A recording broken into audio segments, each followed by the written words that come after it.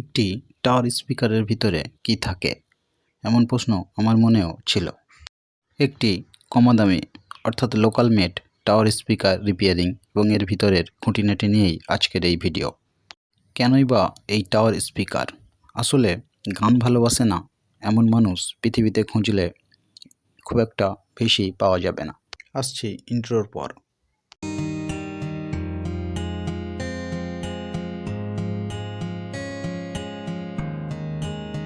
নমস্কার বন্ধুরা, take video চ্যানেলের আরেকটি নতুন ভিডিওতে আপনাদেরকে স্বাগত জানাই। আশা করি আপনারা সুস্থ আছেন। চঞ্চল মনের ভারসাম্যকে রক্ষা করতে গান একটি বিশেষ ভূমিকা রাখে। সাধারণত একটি গানপ্রেমী মানুষ গানকে সাধারণ মানের অর্থাৎ মিড রেঞ্জ স্পিকারের উপরে গিয়ে ভালোভাবে শোনার জন্য ও অনুভব করার জন্য এমন টাওয়ার স্পিকার, হোম থিয়েটার বা হাই এন্ড মানের মিউজিক সিস্টেম কিনে থাকে।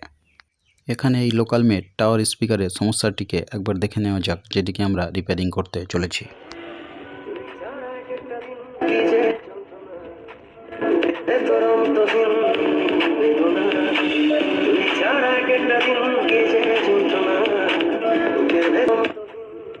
এখানে পরিষ্কার দেখা যাচ্ছে এর মাস্টার ভলিউম এবং বাস ভলিউম দুটোই ঠিকঠাক মতো কাজ করছে না।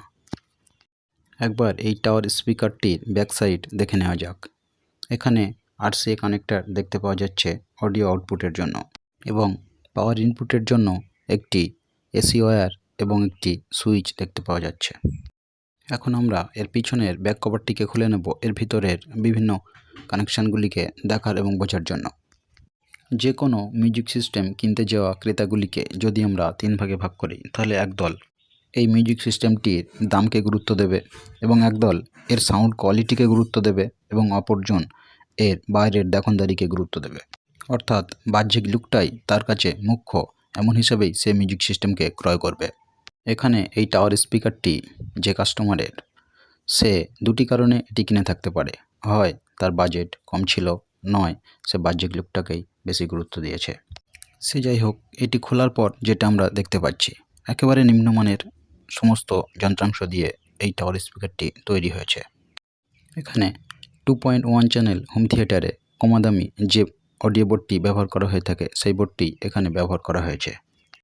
আমাদের সেই চেনা পরিচিত TDA 2030 এই 5 পিনের অডিও আইসি 3টি দিয়ে এই বোর্ডটি তৈরি করা হয়েছে।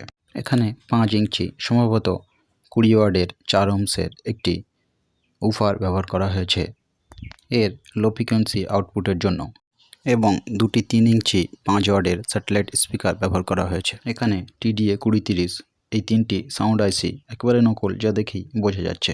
এছাড়া এখানে লো পাস ফিল্টারের জন্য ব্যবহার করা হয়েছে 4558 এই 8 পিনের অপ অ্যাম্প আইসিকে। এছাড়া এই অডিও বোর্ডের হিটসিঙ্ক হিসেবে ব্যবহার করা হয়েছে একটি পাতলা অ্যালুমিনিয়াম সিট। সর্বমোট এই নিয়েই এর কমপ্লিট অডিও আউটপুট বোর্ড।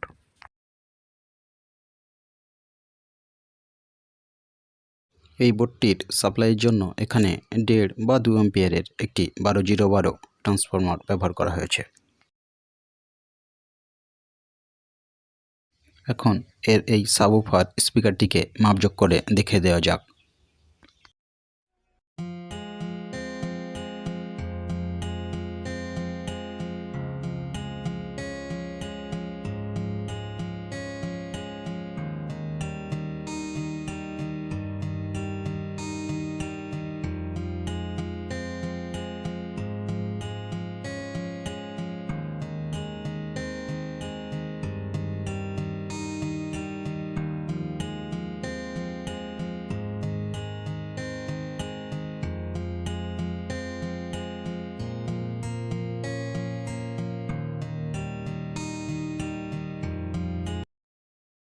এটি একটি 5 ইঞ্চি সাবউফার স্পিকার।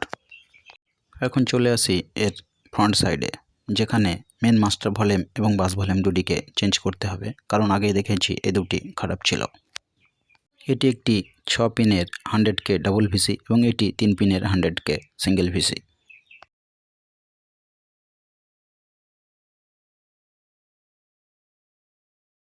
যথাস্থানে আমরা পুরানো ভিসি দুটিকে চেঞ্জ করে নতুন দুটি ভিসি লাগিয়ে নিয়েছি।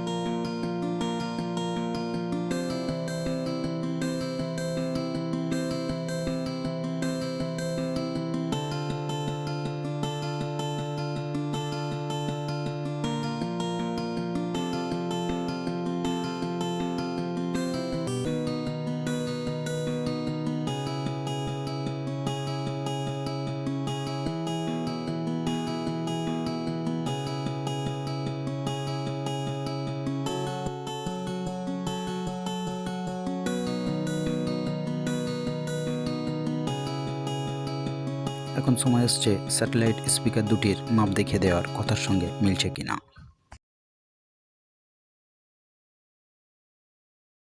এখানে হট গ্লু গান দিয়ে স্পিকারের ব্ল্যাক কভারগুলিকে ভালোভাবে লাগিয়ে নিতে হবে।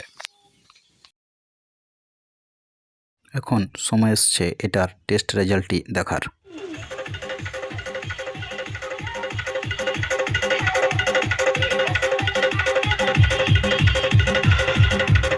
আজ তবে ভিডিওটিকে এখানেই শেষ করলাম। দেখা হবে আবারও নতুন কোনো ভিডিওতে। এই ধরনের তথ্যমূলক ভিডিও পেতে আমার চ্যানেলটিকে সাবস্ক্রাইব করতে পারেন। ভিডিওটি ভালো লেগে থাকলে বন্ধুদের সঙ্গে শেয়ার করতে পারেন। আর ভিডিও সম্বন্ধে কোনো কিছু জানার বা জানানোর হলে কমেন্ট বক্সে কমেন্ট করতে পারেন। আমি প্রতিটি কমেন্টের উত্তর দেওয়ার চেষ্টা করব। আর বেল আইকন অন করুন পরবর্তী ভিডিওর নোটিফিকেশান পেতে। অবশ্যই যারা সাবস্ক্রাইব করেছেন, সবশেষে বলবো ভালো থাকুন, সুস্থ থাকুন আর চারপাশের পরিবেশকে সুস্থ রাখার চেষ্টা করুন। নমস্কার।